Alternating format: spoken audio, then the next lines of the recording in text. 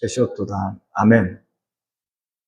우리가 고난주간 지나와서 우리가 어떤 것을 묵상했냐면 십자가를 묵상했습니다. 십자가. 그리고 그 십자가는 예수님께서 채찍에 맞으시고 조롱당하시고 그리고 예수 그리스도께서 십자가에 매달려서 6시간 동안 물과 피를 다 쏟으셨는데 누구 때문에? 우리 때문이라고 성경은 말씀하고 있어요. 근데 우리가 어떻게 했기 때문에? 우리의 죄 때문이라고 말씀을 하고 있습니다. 우리가 보면요, 예수님을 안 믿는 사람들에게 당신 죄인이다라고 얘기하면 강력 반발하는 경우를 종종 봅니다. 내가 무슨 죄를 지었길래. 그런데 예수님께서는 우리 죄를 담당하시려고 십자가에서 못 박히셨다 그렇게 말씀을 하고 계세요. 그리고 만약에 그 은총이 없었다면 우리는 모두 멸망받아서 지옥으로 가야 되는 운명에 처해 있었다는 것을 성경이 말씀하고 있습니다. 그 은혜가 너무나 감사하다. 그리고 그 사랑이 너무나 놀랍다. 그 말씀을 나누게 됩니다. 예수 그리스도의 십자가는요, 인류의 모든 죄값이 거기에서 끝났다라고 하는 것을 선언하는 장소입니다. 그리고 우리의 죄가 거기에서 끝났다라고 하는 것을 말씀하고 있어요. 우리의 죄가 끝났다. 여러분 이것이 믿어지시는지 모르겠습니다. 나의 죄를 위해서 예수님이 십자가에 매달리셨다. 사도 바울이 그런 말씀을 합니다. 나는 십자가에 나를 위해서 달리신 예수 그리스도 이외에는 아무것도 알기를 원치 아니한다. 그만큼 십자가가 중요하다라고 하는 말씀을 하고 있어요. 어떤 학자가 그런 말씀을 하더라고요. 만약에 기독교에서 말을 하는 여러 가지 주제가 있는데 그 주제 중에서 가장 중요한 것을 말씀을 해보시라 하면 십자가 부활을 얘기하겠다. 그리고 그것이 어떤 걸 증명하냐면 그리스도의 사랑을 증명하고 있다. 그렇게 말씀하고 있습니다. 저희가 이 자리에 모인 목적도 바로 예수 그리스도의 십자가와 부활을 서로 나누고 감사하고 감격하는 자리에 서 있습니다. 여러분 그 십자가가 많은 경우에 그 당시에 살았던 사람들은 뭐로 생각했냐면 끝으로 생각을 했습니다. 마귀도 이 십자가 사건을 끝으로 생각을 했습니다. 이거를 통해서 우리가 완전히 승리하고 이 세상은 우리의 것이다라고 하는 생각을 하고 있었어요. 그런데 그 십자가가 오히려 끝난 것이 아니고 시작이 됐다라고 하는 것을 말씀하고 있습니다. 여러분 그 시작과 더불어 찾아온 것이 뭐냐면 부활 사건이에요. 부활 사건. 부활은 뭐라고 얘기하냐면요. 우리에게 죄의 값은 끝났다라고 선언을 합니다. 죄의 값. 여러분 그 죄의 값이 끝났다는 의미는 뭐냐면 우리가 하루에도 수많은 죄를 짓는데 그 수많은 죄 가운데서 우리가 죄가 아예 없는 상태가 됐다. 주님께서 대신 갚아주셨다. 근데 마귀가 와서 정죄하려고 아무리 애를 써도 그 정죄가 더 이상 없다라고 말씀을 하고 있는 것이 십자가입니다. 사망 권세가 왜 들어왔냐면 아담과 하와의 죄로 인해서 이 세상 가운데 들어왔습니다. 죄가 없었으면은 사망도 없었을 거예요. 그런데 여러분 한번 보세요. 사람들이 한 번 왔다가 죽습니다. 안 죽을 것 같았던 사람들 다 죽습니다. 그런데 그 이유가 뭐냐고요? 죄 때문에. 그런데 예수 그리스도의 십자가의 사건 그리고 부활은 죄가 더 이상 힘을 잃었다는 것을 증명하고 있는 것입니다. 그래서 오늘 우리가 십자가와 그 부활에 대해서 조금 생각을 해보겠습니다. 십자가는요, 우리에게 어떤 메시지를 주냐면 우리를 대신해서 지신 그 십자가는 우리의 구원의 능력이 되셨다는 것을 말씀합니다. 구원의 능력. 우리는 우리 스스로 자력으로 구원을 받을 힘이 없습니다. 아시죠? 우리 힘으로 구원받을 수 있는 자력이 없습니다. 그 다음에 우리 힘으로 병과 저주에서 나올 수 있는 힘이 없습니다. 우리 힘으로 거룩하게 살 수 있는 힘이 능력이 없습니다. 그리고 우리 힘으로 죽음을 이길 수 있는 능력이 없습니다. 그런데 예수 그리스도의 십자가 사건을 통해서 그분이 철저하게 거기서 몸짓고 피를 흘리심으로 우리의 죄가 거기서 끝이 났음을 선언하고 있다고 하는 거예요. 그리고 나서 예수님께서 어디로 가셨냐? He descended into hell이라고 말씀하고 있어요. 어디냐면 지옥으로 내려가셨다, 옥으로 내려가셨다라고 말씀하고 있어요. 그래서 거기에서 옥에 갇힌 자들을 풀어주시고 그리고 죽음을 깨뜨리시고 그분이 부활하셨다. 3일 만에 부활하셨다 이 말씀하고 있습니다. 저는 부활 사건이 실제로 일어난 사건일까? 많은 신학자들과 많은 목회자들이 부활 사건에 대해서 많은 퀘스천을 던지고 있어요. 왜 그럴까요? 안 믿어지기 때문에 그렇습니다. 예수님 당시 때도 보면은 바리새인은 부활을 믿었다라고 되어 있고 사두개인은 믿지 않았다라고 되어 있습니다. 여러분 오늘날에도 보면요. 부활을 그냥 그 중에 하나, 그러니까 그것은 그냥 전설이다. 그렇게 믿는 경우가 꽤 있습니다. 그런데 부활은 실제로 일어났고 그리고 우리에게 다 적용이 된다는 말씀을 드립니다. 만약에요. 부활이 사실이 아니면 우리가 믿는 믿음 다 헛것이 되고 맙니다. 여러분 십자가만 가지고는 그게 완성이 될 수가 없어요. 예수님께서 부활하셨다는 얘기는 뭐냐면 죽음을 이기셨다는 말씀을 드리는 겁니다. 그리고 잠자는 자들의 첫 열매가 되셨다 그 말씀을 하고 있습니다. 사도 바울이 뭐라고 말씀하냐면 그리스도께서 만약에 다시 살아나지 않으셨다면 우리의 전파하는 것도 헛것이고 너의 믿음도 헛것이다 그렇게 얘기를 하고 있습니다. 우리 안에 예수님을 믿기 때문에 이 자리에 모인 줄 믿거든요. 그리고 우리가 그분을 경배하고 찬송하는 이유가 그분을 믿기 때문에 우리가 경배하고 찬양을 하고 예배를 드립니다. 이곳뿐만 아니라 전역 캐나다에서 전 세계 곳곳에서 예배를 드리고 있는데 왜 그러냐면 이게 사실인 것을 우리가 인정하고 믿고서 경배와 찬양을 드리는 것입니다. 그런데 만약에 부활이 사실이 아니라면 그러면 우리의 믿음 다 헛것이 되고 말 것이다. 이것이 바울의 고백입니다. 부활을 사건에 대해서 성경은 어떻게 기록하냐. 부활을 아침에 예수님의 무덤이 비어 있었다라고 말씀하고 있어요. 이게 왜 중요하냐면 만약에 예수 그리스도의 무덤이 비어 있지 않았다면 부활 논쟁이 아예 시작도 안 됐을 겁니다. 부활 논쟁이 시작도 안 됐을 거예요. 그런데 무덤이 비어 있었다. 그리고 여기에서 이 빈 무덤을 가장 처음 발견한 사람이 바로 여자들입니다. 여자. 근데 그 당시에는 여자들이 사람 취급을 받지 못했습니다. 우리나라도 보면은 조선 말에 선교사님들이 들어왔을 때 여자들의 인권이 땅바닥에 있는 것을 발견했어요. 그리고 여성들을 위한 학교를 짓고 또 그들을 교육했는데 이 당시에 2000년 전에도 보면은 여인들이 거의 사람 취급을 받지 못하고 법정에서도 보면요. 여자들이 증인으로 선 것이 불가했습니다. 만약에 증인이 확실한 증거가 있어도 그 여자가 증거를 하게 되면 채택을 하지 않았습니다. 그 정도로 여인들에 대한 스토리가 이 안에 들어와 있다라고 하는 것은 어떤 강력한 증거냐면 이게 꾸며난 이야기가 아니구나라는 것을 알게 되는 지점이에요. 왜냐하면 만약에 복음서에서 신뢰도가 높은 증인을 찾는다면 남자를 선택했을 거예요. 아니면 베드로 같은 사람, 그리고 그것을 직접 봤다라고 증언하게 한 스토리를 꾸몄을 것입니다. 그런데 여기서는 여인들이 먼저 봤다 그렇게 얘기를 했어요. 그 다음에 여인들이 무덤이 비어있는 것을 보고 어떤 행동을 취하냐면 놀라가지고 제자들에게 뛰어가는 장면이 나와요. 그런데 그 제자들이 믿었을까요? 안 믿었을까요? 제자들이 믿지 않았다 이렇게 말씀하고 있어요. 성경에서는 안 믿었다라고 얘기를 하고 있어요. 예수님께서 분명히 3번이나 사흘 만에 살아날 것을 말씀을 하셨어요. 그런데 믿지를 않았다라고 하는 것입니다. 누가 믿지 않는 것입니까? 예수님의 제자들, 예수님의 기적을 경험한 사람들. 여러분 믿지 않으려고 하면요. 작정하면 안 믿습니다. 진짜 안 믿습니다. 눈앞에 기적이 일어나도 안 믿고요. 그리고 만약에 앞에서 귀신이 나가고 병이 나와도요. 그거 혹시 우연 아니냐? 심리현상 아니냐? 이렇게 말을 합니다. 왜 그럴까요? 안 믿어져서 그렇습니다. 믿지 않으려고 그러면요. 진짜 안 믿습니다.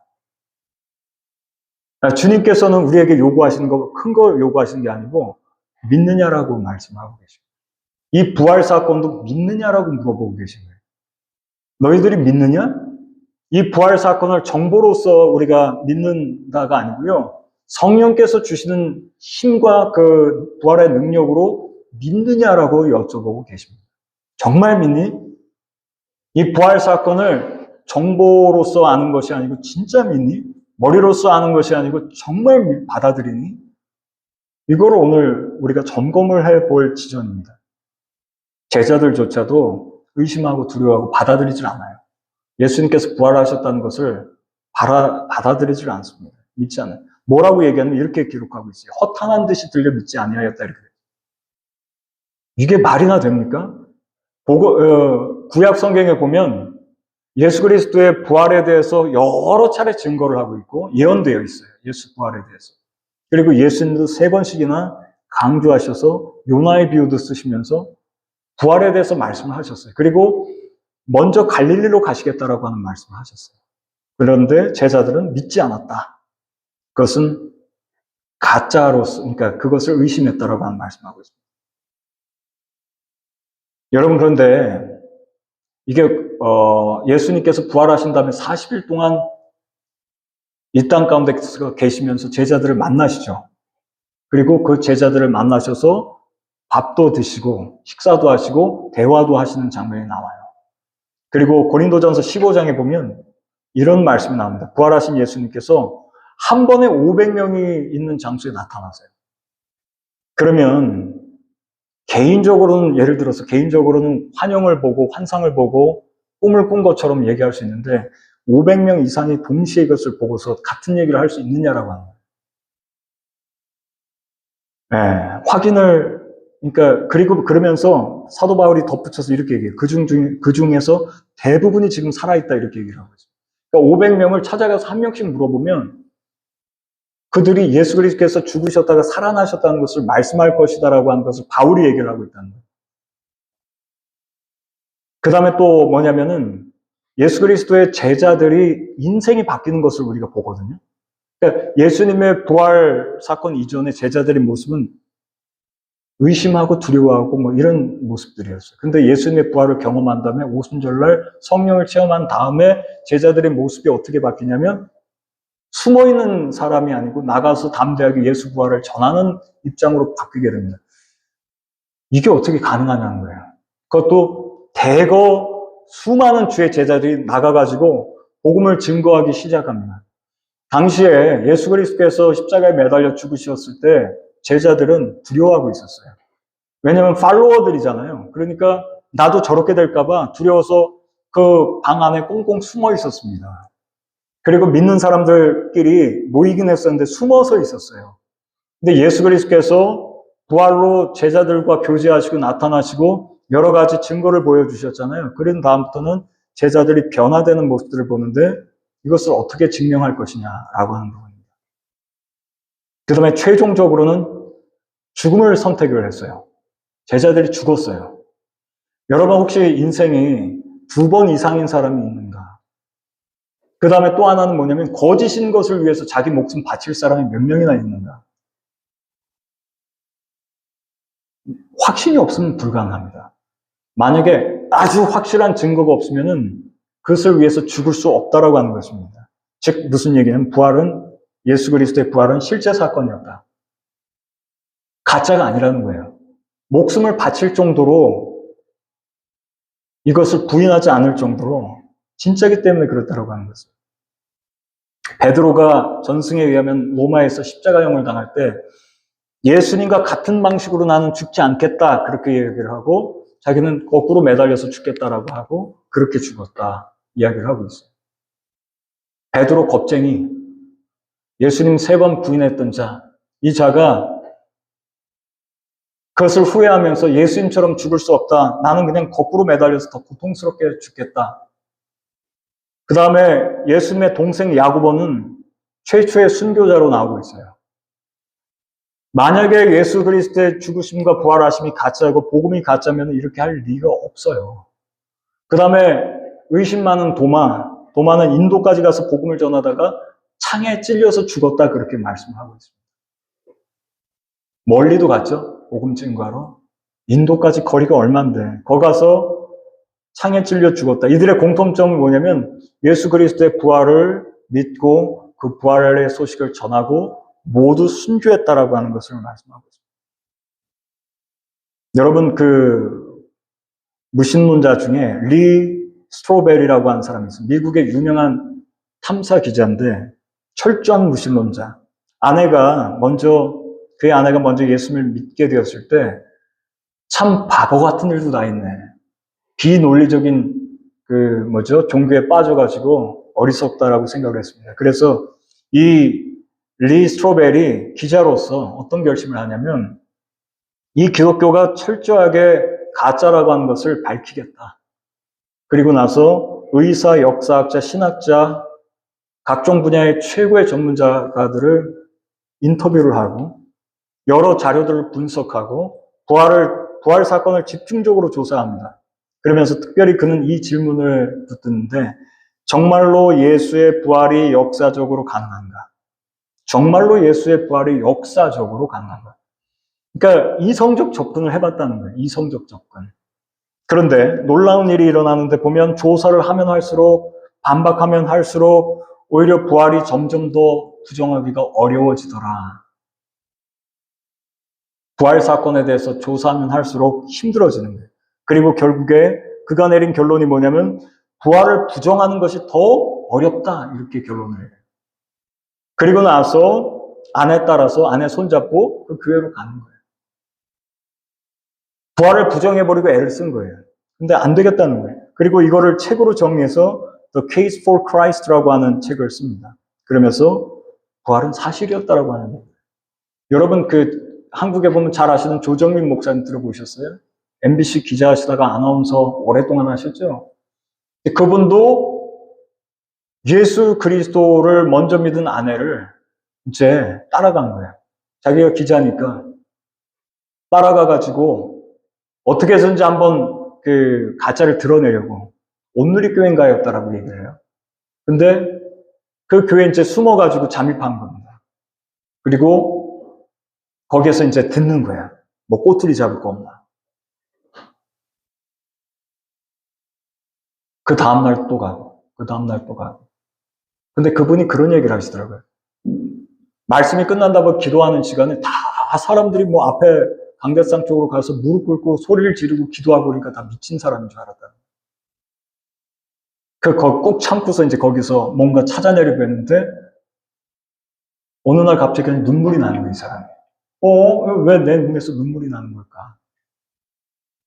그리고 눈물이 나면서 예수 그리스도의 복음이 믿어지더라는 거예요, 그냥.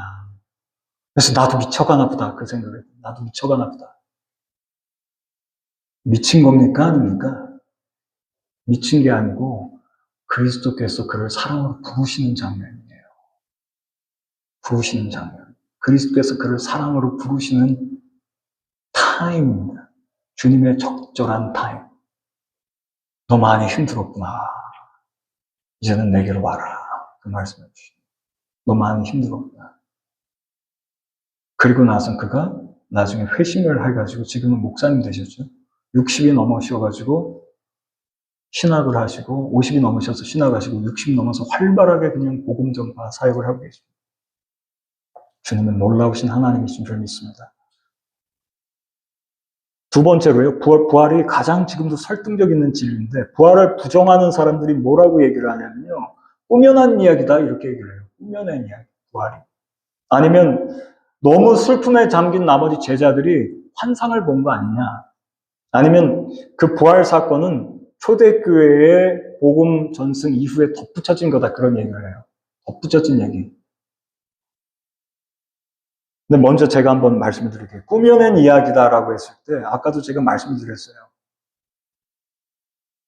그렇게 할 수 있을까? 과연 꾸며낸 이야기라면 예수님께서 살아나셨습니다라고 바깥에 와서 전폭적으로 외치다가 죽을 수 있는가라고 하는 것이 가능한가?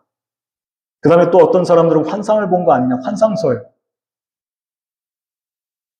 근데 동일한 내용으로 반복적으로 예수님을 그렇게 많은 사람들이, 한 번은 12제자에게 나타나시고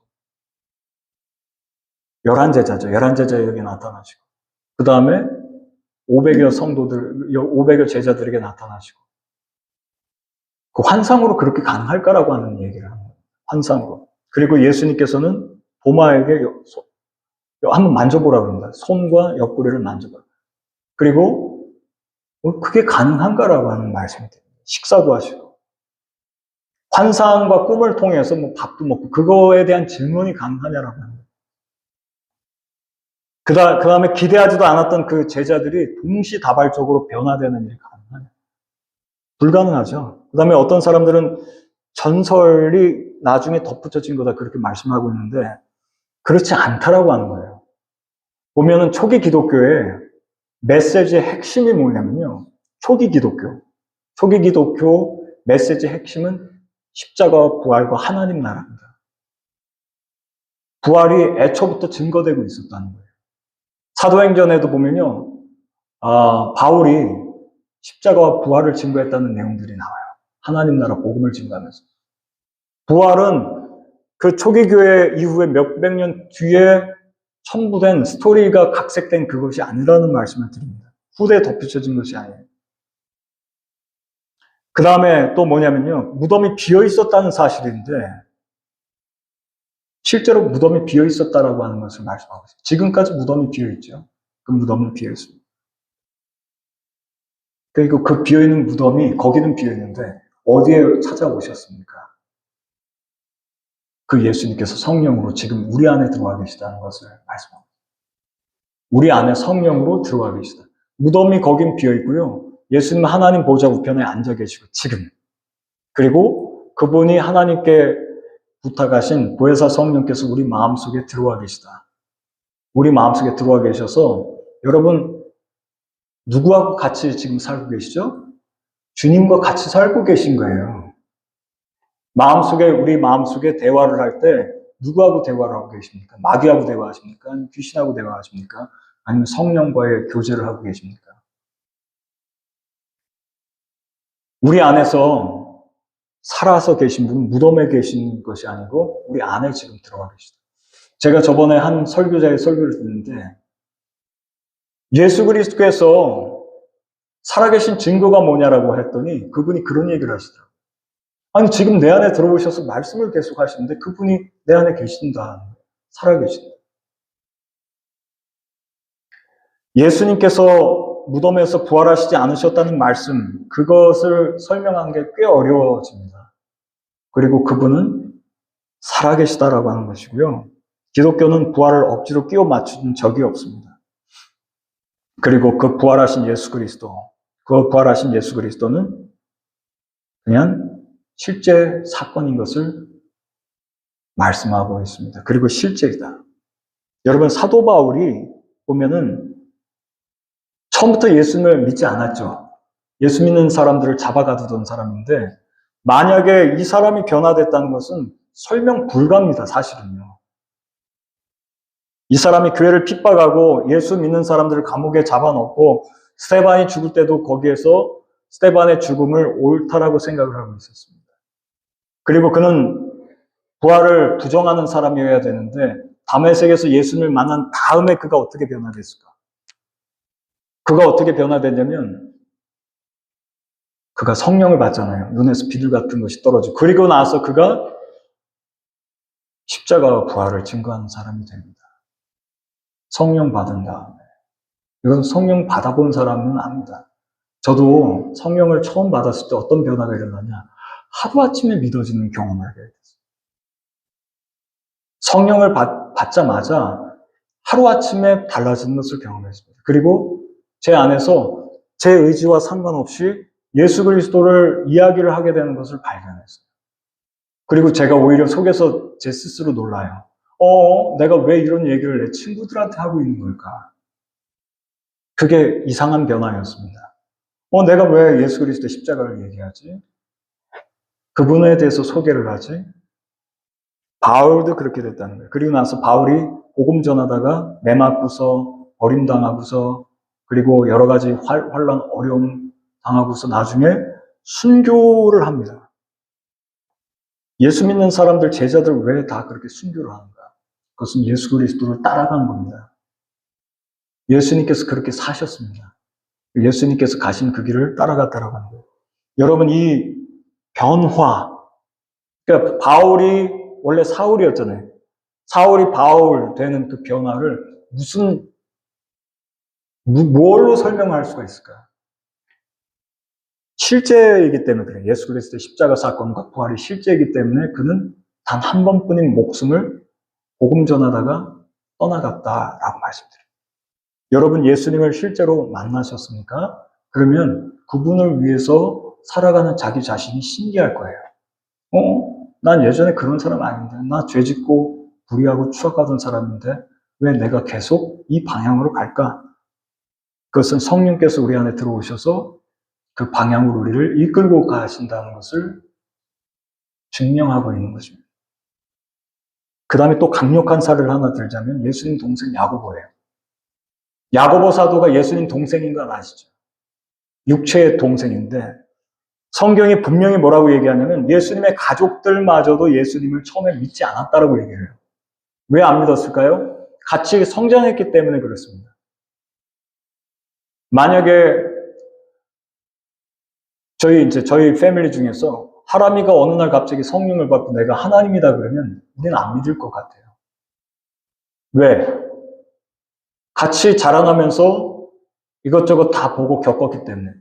그런데 예수님의 삶을 가장 가까이에서 본 사람 중에 야고보 사도, 동생이거든, 동생. 육체의 동생이에요. 이 동생이 예루살렘 교회 지도자가 되고 초대교회 핵심 인물이 되고 나중에 순교합니다. 헤롯에 의해서. 형제 입장에서 생각을 해보면요. 그 형을 메시아다라고 얘기할 수 있느냐라고 하는 거예요.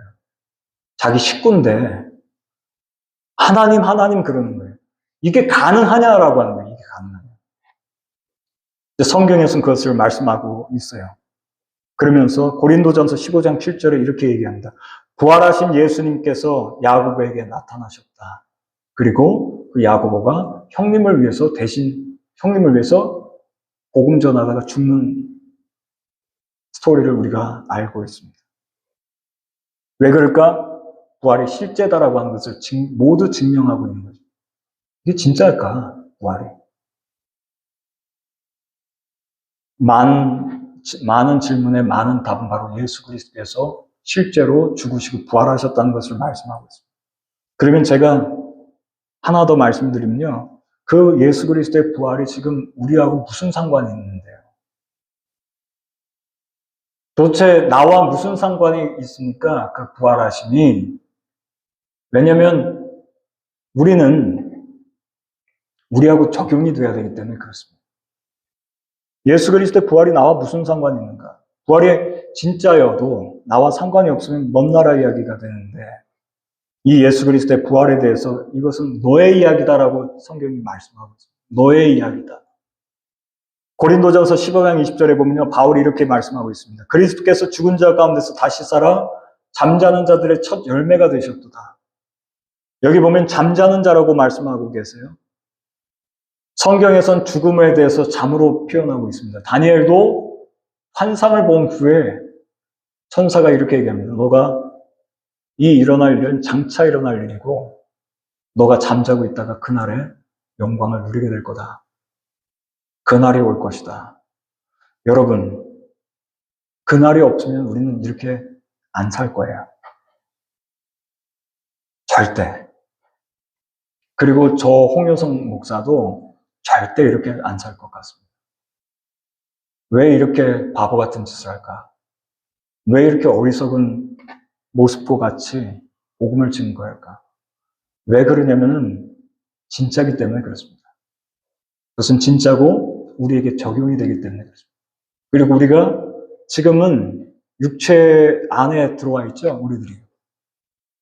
그리고 우리가 육체 속에서 살고 있습니다. 이것을 텐트라고 묘사를 하고 있어요, 바울은. 그리고 이 텐트가 언젠가 무너지게 되면 우리가 주님과의 만남을 예약하고 있고 예고하고 있다라고 하는 말씀을 드립니다. 그러면서 잠자는 자들의 첫 열매는 누구시냐라고 했을 때 이분이 바로 예수 그리스도시다 이렇게 말씀하고 있고, 이 부활의 사건이 우리에게 일어날 것을 성경이 말씀하고 있습니다. 이것을 믿느냐라고 물으세요. 이것을 믿느냐. 여러분, 성경은요, 전반적으로 믿느냐라고 하는 퀘스천을 계속해서 던집니다. 믿느냐? 구주 예수 그리스도께서 너를 위해서 이 땅 가운데 오신 것을 믿느냐? 그리고 그분이 너의 죄를 담당하신 것을 믿느냐?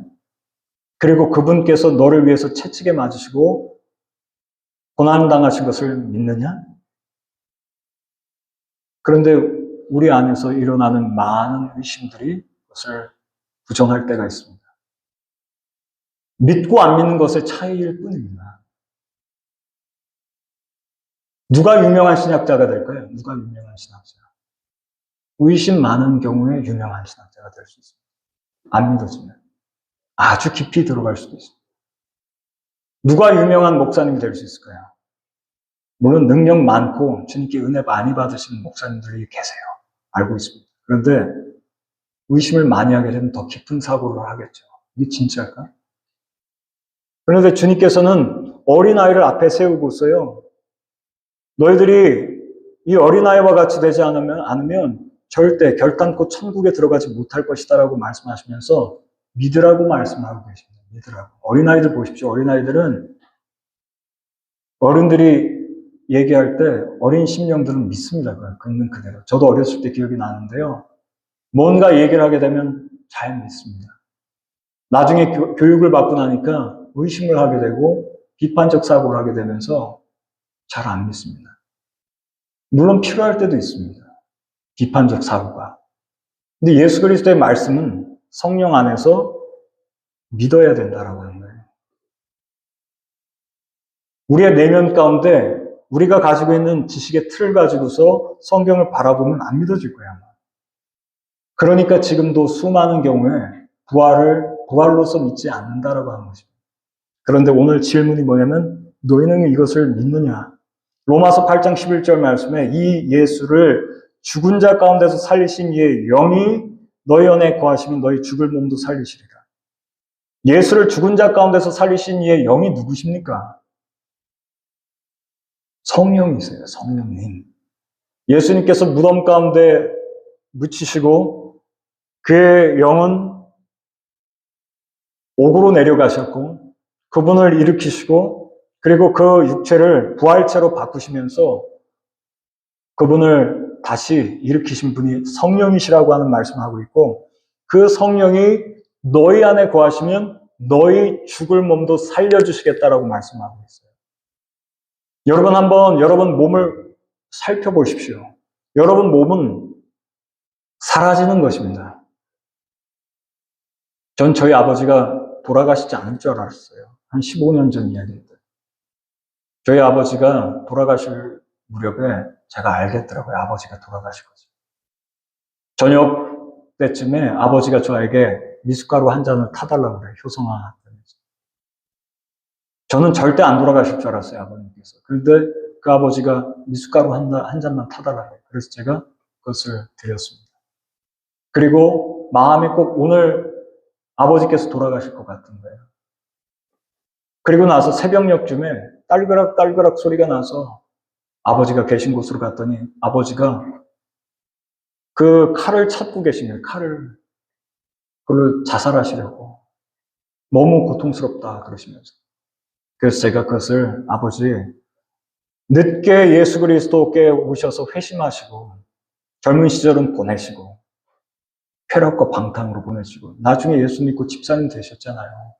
칼을 놓으십시오라고 얘기를 하고 기도해드리고 그리고 아버지가 다시 자리에 누우셨어요. 그리고 나서 뭔가 이상해서 나가봤어요. 그리고 아버지 계신 곳을 갔더니 멈춤 상태, 정지 상태, 왜 호흡을 안 하시기 때문에. 그리고 아버지께서 천국 가신 것을 알게 됐습니다. 저는 아버지가 안 돌아가실 줄 알았거든요. 근데 아버지가 그렇게 돌아가시고 화장터에서 제가 되는 것을 봤습니다. 지금 옆에 계신 분들도 또 우리 스스로도 우리가 너무나 바쁘게 살다 보면 우리 존재가 어떤 존재인지, 그리스도 안에서 어떤 존재인지를 잊고 그냥 우리는 오늘도 살고 내일도 살 거라고 생각할 수 있습니다. 그러나 반드시 사람이 한 번 죽는 것은 정해져 있고 죽은 후에 심판이 있다 말씀하고 계십니다. 그런데 성령을 받으셨다면, 진짜 성령을 받으셨다면 여러분 그 성령께서 너희 죽을 몸도 살려주시겠다라고 말씀하고 계세요. 그런데 그것을 믿느냐라고 말씀을 하고 있는 것입니다. 에베소서 2장 1절에 보시면 허물과 죄로 죽었던 너희를 살리셨다 이렇게 말씀하셨습니다. 우리가 어떤 존재냐라고 했을 때 허물과 죄로 이미 죽었다라고 되어 있습니다. 이미 죽은 존재.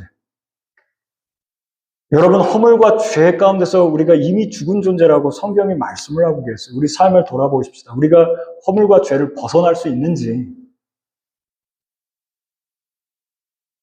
그런데 예수 그리스도를 구주로 영접하고 성령을 우리가 받아들인 다음에는 주님께서 그런 우리를 살리시고 부활까지 이끌어 주실 것을 믿는가라고 물어보고 계신 거죠.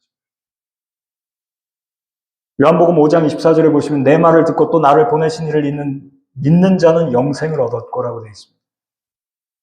그리고 사망에서 생명으로 옮겼다 이렇게 말씀하세요. 여러분 예수 그리스도의 말씀이 진실이라고 하는 것을 믿습니까? 여러분 홍효성 목사는 진실되지 못할 수 있어요. 그런데 예수님은 진짜십니다. 예수님은 진실하세요. 제가 이 말씀을 준비하면서 저희 자녀들에게 물어봤습니다. 저희 아내에게도. 홍효성 목사는 만약에 예수를 안 믿으면 기회를 줄 테니까 안 믿을래? 아니면 믿고 죽을래라고 얘기를 하면 홍효성 목사는 어떻게 할까? 그리고 제가 이 질문에 대해서도 삶 가운데 여러 차례 제 스스로에게도 질문을 했었습니다. 저는 근데 아마 그냥 숨겨야 할 것 같아요. 진짜. 왜 그럴까라고 했을 때 그분이 저에게 베풀어 주신 사랑과 그 사건은 진짜이기 때문에 그렇습니다. 그것은 부정할 수가 없어요. 왜냐하면 제가 경험한 거니까. 그리고 그분의 놀라운 사랑은 모두 진짜라고 하는 말씀을 드립니다. 오늘 이 말씀을 보면 사망에서 생명으로 옮겼느니라고 했을 때 옮겼느니라고 하는 이 단어는 원어로 보게 되면 현재형으로 말씀하고 있습니다. 여러분 사망에서 생명으로 옮긴 상태다. 이미 옮겨졌다라고 말씀하고 계세요. 그런데 이것을 믿느냐라고 말씀하고 있는 거죠. 믿느냐. 여러분들 지금 마음을 지켜보십시오. 이거 내가 진짜 믿고 있는가? 이거 내가 정말로 받아들이고 있는가? 예수 그리스도께서 나를 사망에서 생명으로 옮기셨다는 것을 믿고 있는가? 그분이 사망 권세를 깨뜨리고 살아나셨다는 것을 믿고 있는가? 마음을 한번 돌아보십시오. 그 다음에 또 뭐냐면요. 부활은 단지 무슨 신분 변화만 있는 것이 아니고 능력과 관련이 있는데요. 빌립보서 3장 10절에 보시면 그의 죽으심을 본받아 그 부활의 권능을 알고자 하여. 사도 바울은 부활의 권능을 궁금해했습니다. 그게 도대체 뭘까? 부활의 권능이 무엇일까?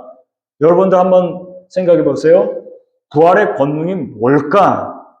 부활의 권능이 무엇일까라고 했을 때 성경은 뭐라고 말씀하시냐면 단순히 머리로 이해하는 게 부활의 권능이 아니고 실제로 우리의 내면을 완전히 바꿔놓는 능력이다라고 하는 것을 말씀하고 있는데 부활의 권능을 성경에서 뭐라고 얘기하냐면 죄를 이길 수 있는 능력으로 얘기를 하고 있습니다.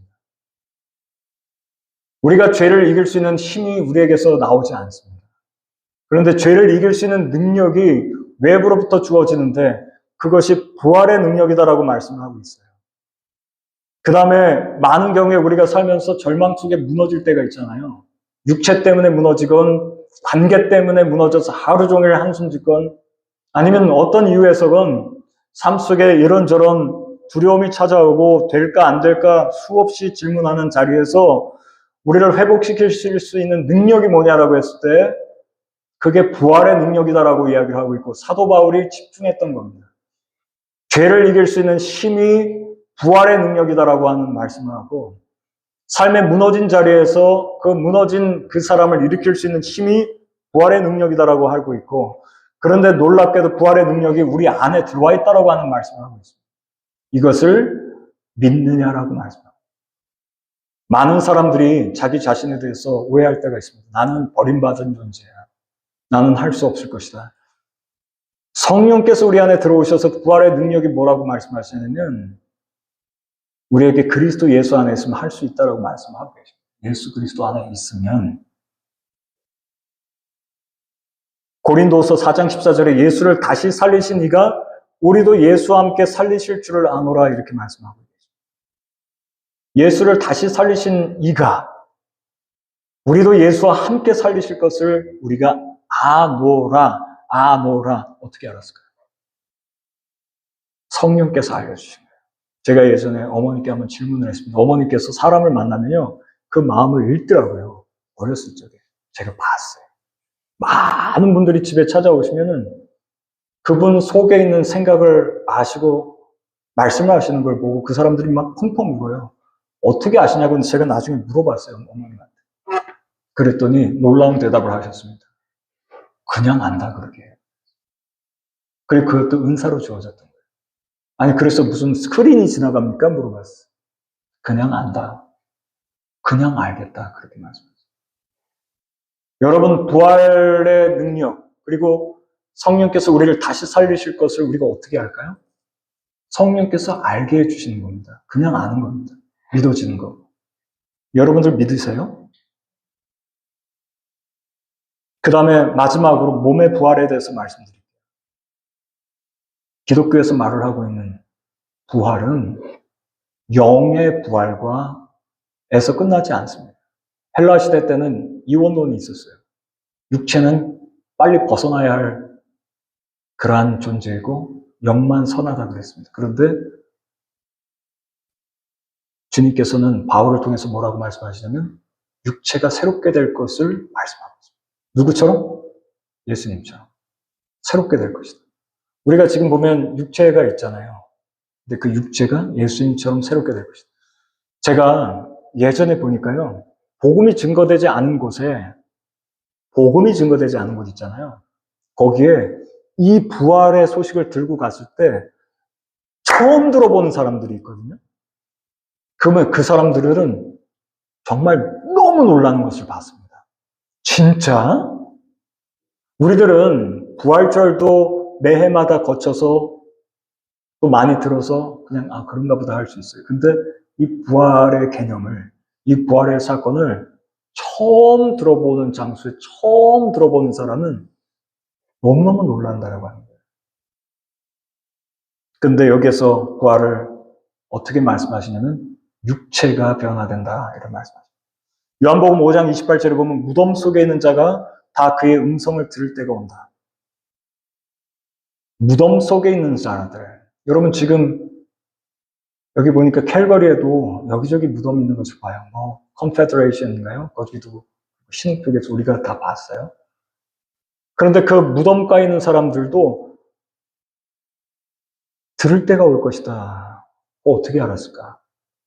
주님이 알려주신 거예요. 주님이 알려주신 거예요. 무덤가에 있는 사람들도 그분의 음성을 들을 때가 올 것이다. 여러분들 지금도 보면은 오마르 사원, 이스라엘에 그 황금돔 있는 데 있죠. 그리고 그 앞에 수많은 무덤들이 있는데 이렇게 세로로 세워진 무덤들도 있어요. 왜 거기에 무덤을 그렇게 거기 장사 지내려고 할까?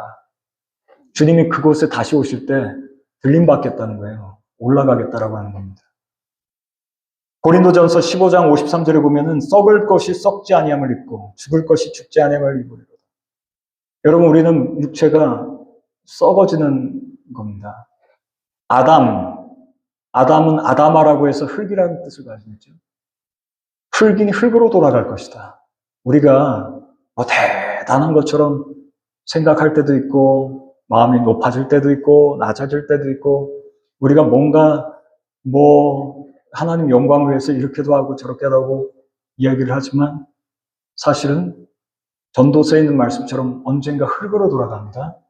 그리고 주님께서 부르시면 우리는 주님께로 나아갈 수밖에 없는데요. 근데 주님께서는 이렇게 말씀하십니다. 빌립보서 3장 21절에 그가 만물을 자기에게 복종하게 하실 수 있는 자의 역사로 우리의 낮은 몸을 자기의 영광의 몸과 같이 변하게 하시리라. 여러분 소망이 있습니까? 없습니까?